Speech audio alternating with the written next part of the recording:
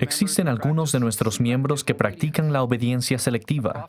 Un profeta no es el siervo que presenta un banquete de varias verdades para que elijamos la que deseemos. Sin embargo, algunos miembros juzgan y sugieren que el profeta debe cambiar el menú. Un profeta no hace una encuesta con el fin de indagar la opinión del público, sino que lo que hace es revelarnos la voluntad del Señor. En los primeros días de la iglesia, algunos conversos querían traer a la iglesia algunas de sus creencias previas. Nuestro problema de hoy está en los miembros que parecen ser muy vulnerables a las tendencias de la sociedad y al dedo acusador que las acompaña, y desean que la iglesia cambie su posición para complacerlos. Debemos aceptar la verdad completa aún en su totalidad y a vestirnos con toda la armadura de Dios y trabajar para edificar su reino. Cada uno debería preguntarse, ¿contribuyo positivamente para edificar el reino en nuestros días en esta, la dispensación del cumplimiento de los tiempos?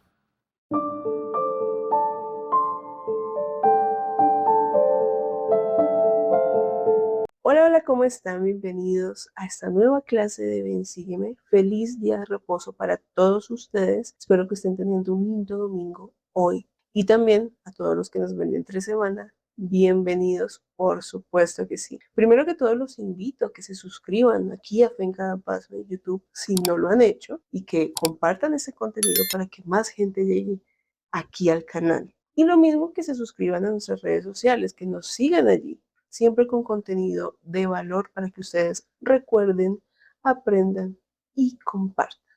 Bueno, hoy vamos a hablar de dos personajes nuevos que aparecen en la historia, dos hombres. Pero primero recordemos cuáles son los capítulos a estudiar. Primera de Samuel, del 8 al 10.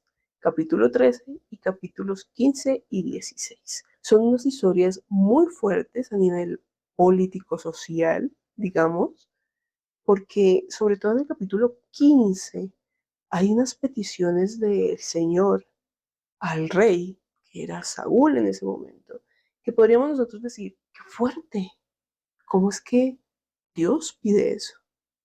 Pero es que Dios ve cosas que nosotros no vemos y nosotros vemos a veces la muerte como algo escandaloso, pero para Él es solo un paso.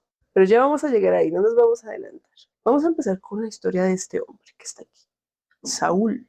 Pero a Saúl le pasaron muchas cosas buenas que no se esperaba, que creía que nunca le podían pasar a él, pero también le pasaron muchas cosas malas por malas decisiones, por pensar que tenía una mejor idea. Y eso es algo que tenemos que mirar en esta clase. ¿Qué tan semejantes somos a Saúl en el hecho de decir, yo sé más que el profeta, yo sé más que mi obispo, yo sé más que mi presidente, es que él no sabe nada, yo sí lo sé? Hay que tener cuidado cuando ese orgullo llena el corazón y nos hace sentirnos superiores a quienes han sido llamados a ocupar ciertos lugares. Ya lo iremos viendo en el desarrollo de la historia. ¿Y qué era lo que estaba pasando en el pueblo? Resulta que el pueblo de Israel empieza a exigirle a Samuel, que era el profeta. Recuerdan que hablamos en la clase anterior que Samuel desde muy joven fue llamado profeta. Bueno, ya había pasado mucho tiempo. Ya estamos hablando de un Samuel envejecido. El pueblo empieza a reclamarle. Sus hijos habían sido nombrados como los jueces. Eran quienes gobernaban el pueblo y estaban haciendo cosas ilegales por codicia. Era obvio que el pueblo estaba en contra de esta situación, no quería ese tipo de gobernantes. Y entonces pasa lo que pasó con Coriantón, ¿recuerdan en el libro de Mormón? Empiezan a generar una mala imagen en el líder. En el caso de Coriantón fue de Alma, y en este caso, pues, los hijos de Samuel estaban descarriados haciendo cosas ilegales, cosa que perjudicaba la imagen del profeta. ¿Eso puede pasar hoy? Sí. El hijo del obispo, el hijo del presidente Estaca, del presidente de la Sociedad de Socorro, se pierde quizás autoridad frente a los hermanos cuando ves que la familia se está desmoronando. Es muy posible que sí, no debería pasar, pero sucede. ¿Por qué? Porque somos humanos y porque tenemos libertad de elección. Entonces, no todos los hijos siguen el ejemplo de sus padres y deciden alejarse y dejar todo atrás e iniciar una nueva vida. Es su decisión, como hay otros que permanecen y progresan dentro de la iglesia. Dice que los hijos de Samuel no anduvieron por los caminos de su padre, sino que se desviaron tras las ganancias deshonestas, aceptando sobornos y pervirtiendo la justicia, cosa que todavía ocurre. Y el pueblo le dice a Samuel, he aquí, tú has envejecido, y tus hijos no andan por tus caminos. Por tanto, constitúyenos ahora un rey que nos juzgue, como tienen todas las naciones. Está bien querer un rey, ¿cierto? Está bien querer un líder político. El problema es que en este caso ellos se habían olvidado de Jehová, que es el verdadero rey. Y ese es el problema. Y sigue siendo el problema hoy. Cuando nosotros, de todas nuestras decisiones, incluidas las políticas, las sociales, de nuestro trabajo, estudio, de todo, nos alejamos de Jesucristo, nos alejamos de Dios, esas decisiones tal vez no sean tan correctas. Entonces no podemos desligar una cosa de la otra. Y miren lo que el Señor le dice a Samuel, porque Samuel le va a consultar. Señor, ¿qué hago? Me están pidiendo un rey. ¿Debo darles un rey? ¿Qué hago? Y Jehová le dice, oye la voz del pueblo en todo lo que te digan, porque no te han desechado a ti, sino a mí. A mí me han desechado para que no reine sobre ellos. Entonces, claro, en una forma de ver humana, pues necesitamos un líder que pelee nuestras batallas, porque la vista celestial, la mirada celestial, no está. Esa perspectiva celestial no existe. Entonces necesito un líder que luche por mí. Eso era lo que estaba pasando. Se olvidaron de Jehová. Y no era la primera vez que pasaba. Y el Señor le recuerda a Samuel, mira, desde que salieron de Egipto, no han hecho sino olvidarse de mí. Abandonaron, me abandonaron. Y así lo que están haciendo contigo lo hicieron antes. Dios a veces no es que se canse de luchar con nosotros, aunque a veces yo siento que el espíritu sí un poco, pero Dios a veces dice, quieren estrellarse contra esa piedra, que se estrella, que aprenda. Ya les di varias instrucciones, no las quieren acatar, quieren, están tercos, porfiadísimos. ¿En qué es por ahí? Bueno, que vayan y por las consecuencias aprendan a seguir mi voz. Él actúa así, creo que a ti te ha pasado, a mí me ha pasado. Conozco los mandamientos, conozco lo que el Señor quiere de mí, pero aún así insisto en que yo puedo hacerlo de otra manera.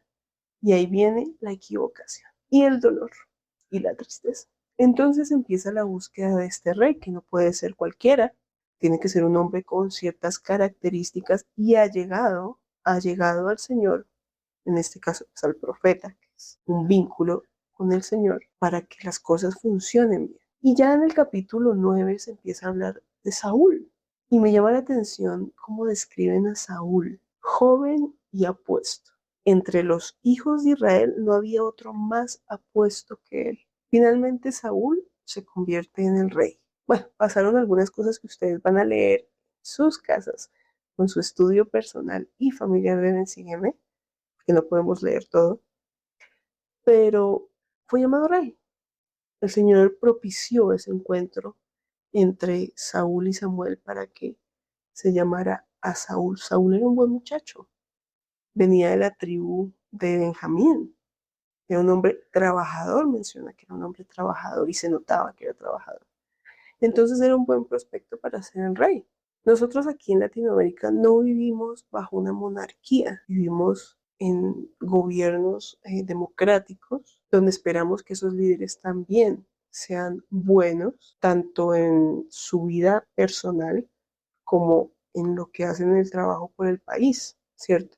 Ningún presidente de ninguna república, ningún líder político, ningún rey en estos países que tienen monarquías, nadie está sobre el Señor Jesucristo, quien es el Rey de Reyes.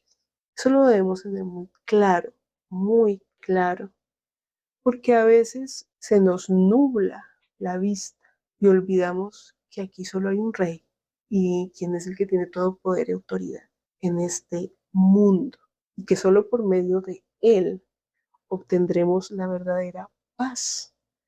Nadie más nos va a venir a traer paz. la paz que da Cristo. Tal vez haya acuerdos de paz, unos fallidos, unos que prosperen, pero la paz real la trae Cristo.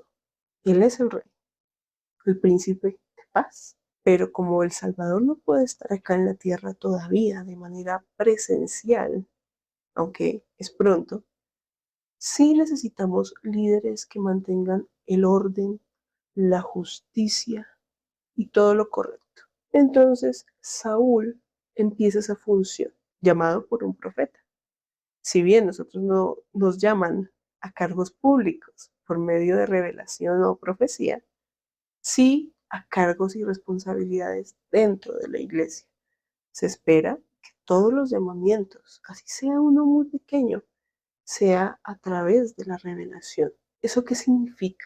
Que el líder o la presidencia o el obispado oren de rodillas en búsqueda de la persona adecuada para que pueda cumplir con cierta función. No se espera que esto sea por amistad, por nepotismo, por conveniencia, ¿no? Sino por revelación. Y yo sé lo que ustedes están pensando, pero pasa, Andrea. Recordemos lo que dice el artículo de fe número 5. Creemos que el hombre debe, no puede, debe ser llamado por Dios por profecía y la imposición de manos por aquellos que tienen la autoridad a fin de que pueda predicar el Evangelio y administrar sus ordenanzas. Y esto no solo se limita a cargos grandes o de mayor responsabilidad, mejor dicho, a todo tipo de llamamiento. Pues Saúl sí es llamado de esa manera, por profecía. Sin embargo, eso no quiere decir que sea un líder infalible. A veces los líderes se equivocan y muy feo. A veces dicen o hacen cosas que nosotros quedamos como, ¿qué? Sé que les ha pasado. Nuestros líderes no son perfectos. Muy lejos están de serlo. Bueno, y llegamos a uno de esos momentos en que Saúl mete la pata. Saúl metió la pata muy feo. Vamos a ver qué fue lo que hizo. Resulta que Saúl estaba en un momento tenso. Había quedado con Samuel de que en 7 días se verían en cierto lugar para efectuar un sacrificio porque estaban en ciertas batallas con los filisteos, había muchos problemas, los filisteos estaban armados, la situación estaba difícil, su mismo ejército, el ejército de Saúl, estaba temeroso por lo que estaba pasando, empezó a sentir presión, no podían empezar sin ese sacrificio y Samuel no llegaba, ¿qué iba a hacer? Soy el líder. Soy el líder. Estoy perdiendo el control de esta situación. En esas estaba Saúl. Dice aquí en el versículo 8 del capítulo 13, y él esperó 7 días conforme al plazo que Samuel había señalado, pero Samuel no llegaba a Gilgal y el pueblo se desbandaba. Entonces dijo Saúl, no más, no más, no más, traedme el holocausto y las ofrendas de paz. Y él ofreció el holocausto. Es que nos llegó, yo necesito hacer esto ya. Entonces yo lo voy a hacer. Y aconteció que cuando él acababa de ofrecer el holocausto, he aquí que Samuel venía. Y salió, y Saúl salió a recibirle para saludarle. O sea, Samuel no llegó en medio del sacrificio, llegó cuando ya lo había terminado. ¿Y qué le dice Samuel? ¿Qué has hecho?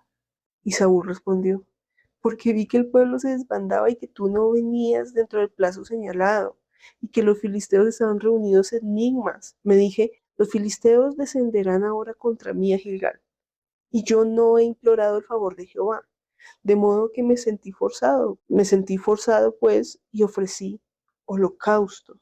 Si uno lo piensa, como un ser humano normal, dice, no, sí, Saúl tenía razón.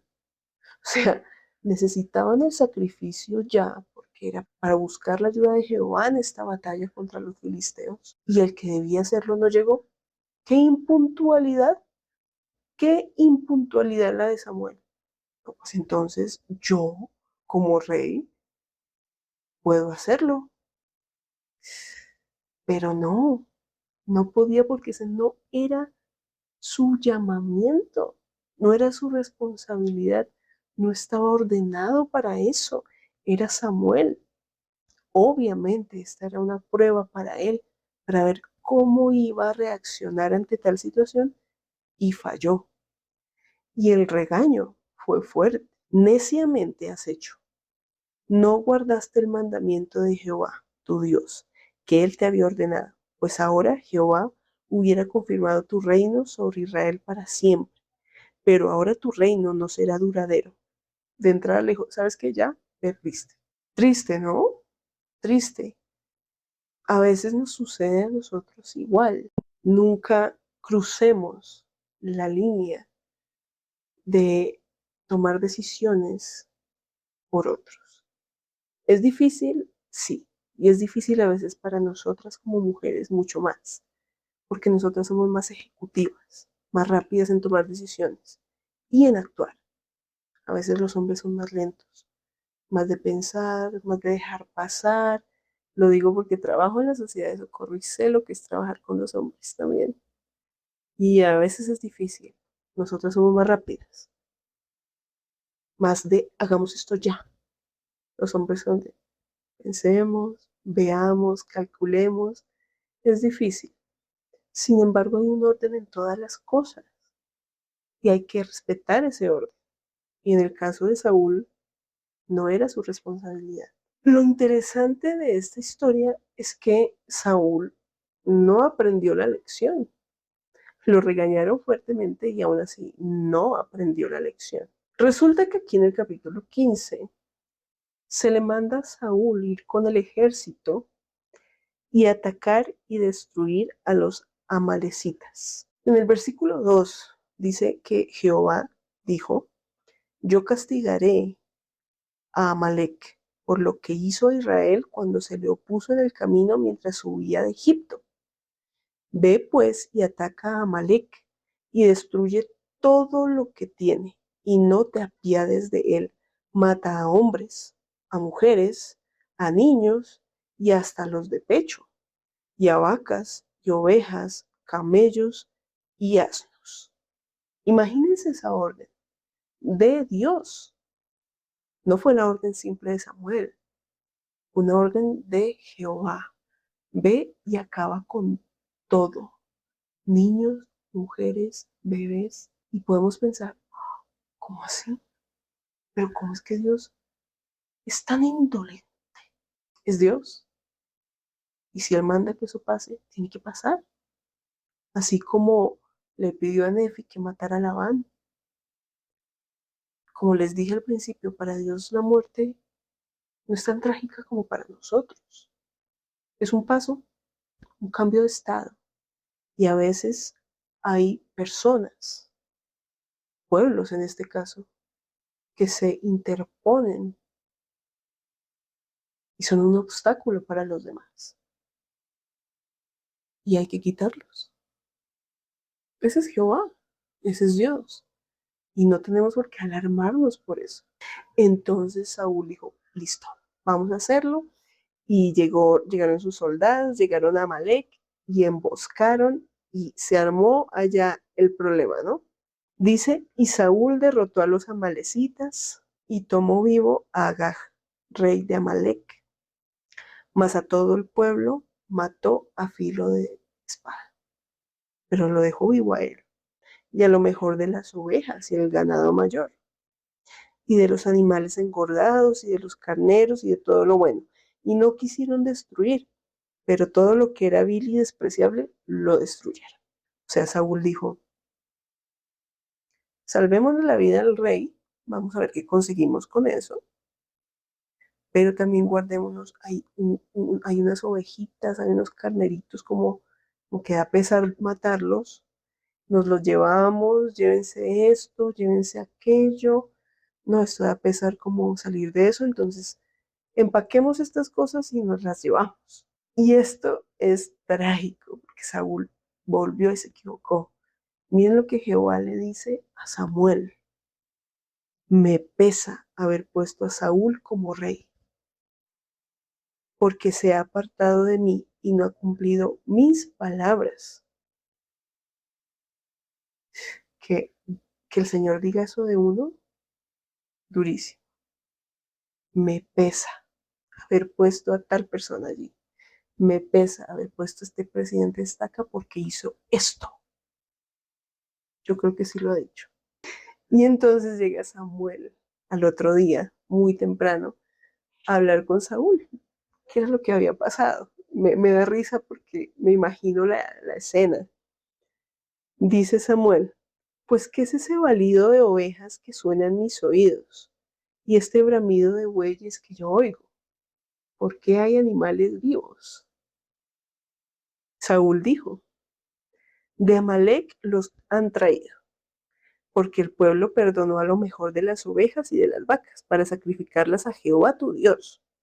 Pero lo demás lo destruimos por completo. Trajimos a esos animalitos para hacer un sacrificio,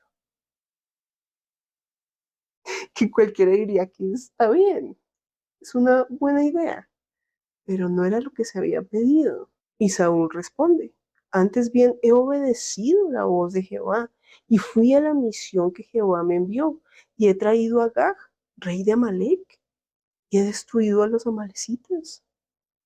Mas el pueblo tomó el botín, fue el pueblo que tomó las ovejas y las vacas, las primicias del anatema para sacrificarlas a Jehová tu Dios en Gilgal. O sea, yo hice lo que me dijeron, el pueblo trajo el ganado, las ovejas. Y Samuel le dice, ¿acaso se complace Jehová tanto en los holocaustos y en los sacrificios como en la obediencia a las palabras de Jehová?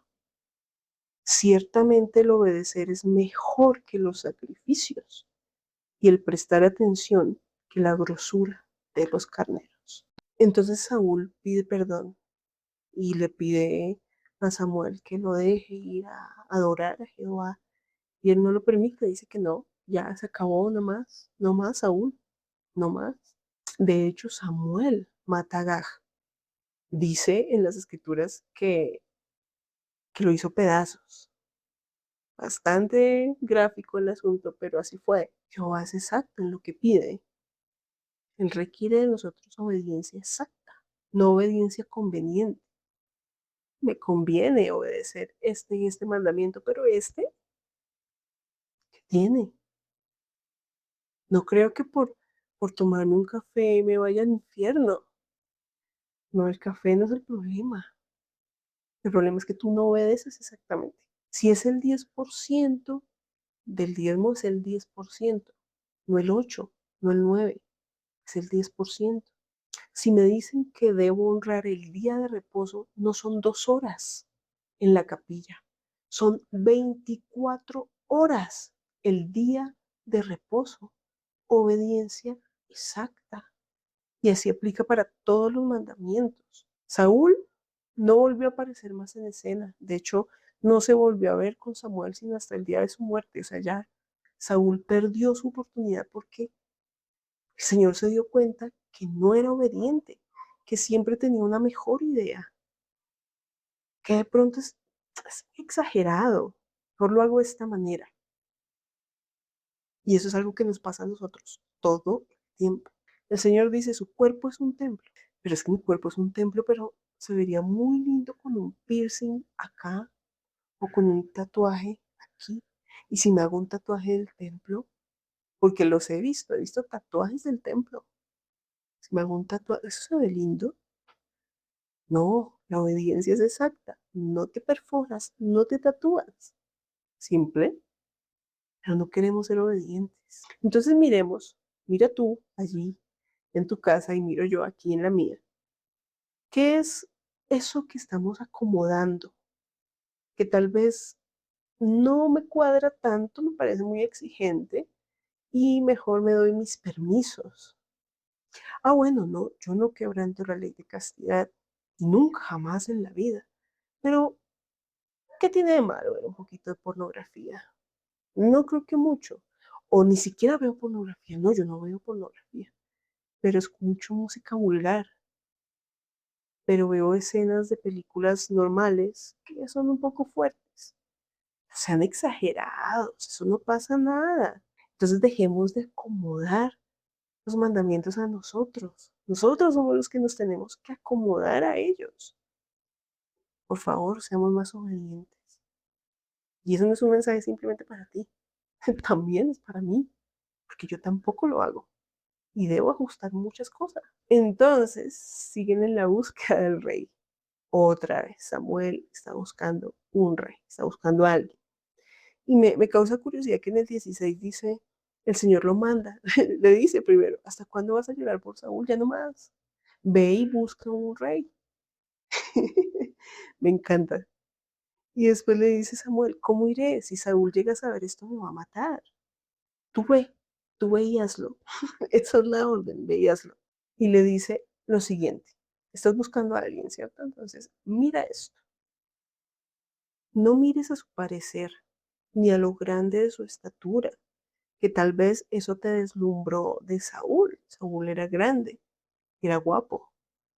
Entonces esta vez no mires a su parecer, ni a lo grande de su estatura, porque yo lo desecho, porque Jehová no mira lo que el hombre mira, pues el hombre mira lo que está delante de sus ojos, pero Jehová mira el corazón. Entonces, para que no te vuelvas a equivocar, Samuel, no busques a alguien lindo y grande.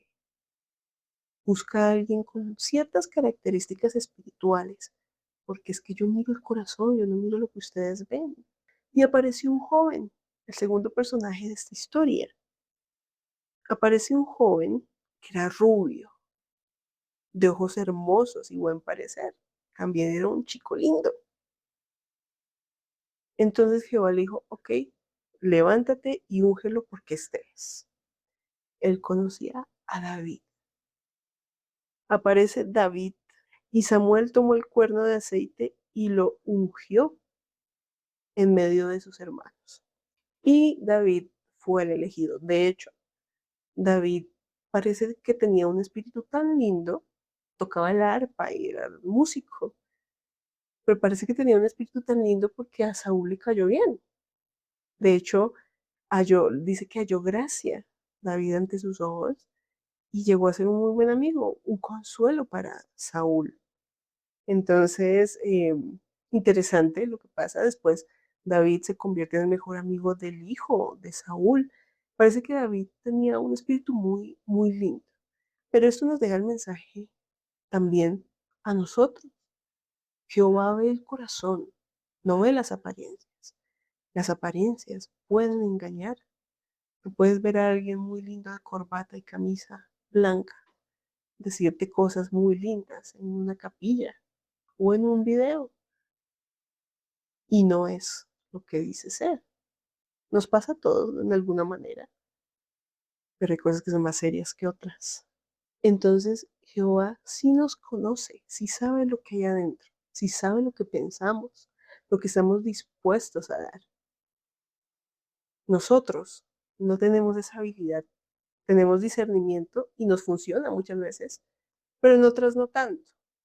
Vemos las apariencias, vemos lo que uno puede decir, ah, no, esta persona es como buena, esta persona es como bien, y resulta ser un fracaso, porque hay que mirar más el corazón. Bien, hemos aprendido grandes lecciones hoy, lecciones de ser obediente exactamente, de no guiarnos por las apariencias, sino por lo que hay en el corazón, de respetar el orden en la iglesia y muchas otras cosas que hablamos hoy. Gracias por estar aquí. Yo sé, yo sé que todos tenemos un potencial divino.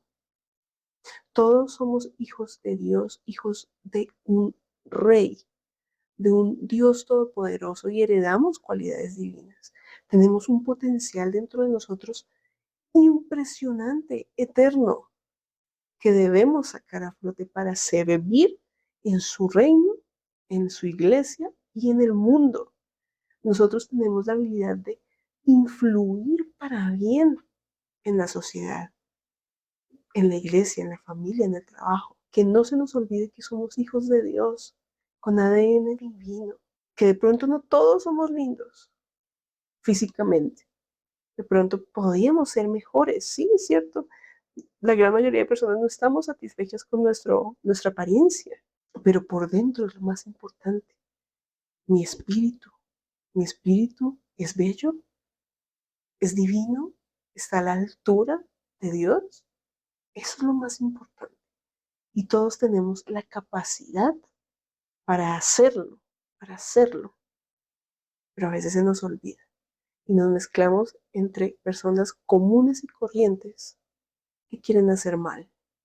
No nos mezclemos, no porque seamos una raza superior, porque todos somos hijos del mismo Dios, pero al conocer estas verdades tenemos una responsabilidad mayor de elevar a los demás, de acercarlos a Cristo. Y les dejo esta lección, esta clase en el nombre de Jesucristo. Amén.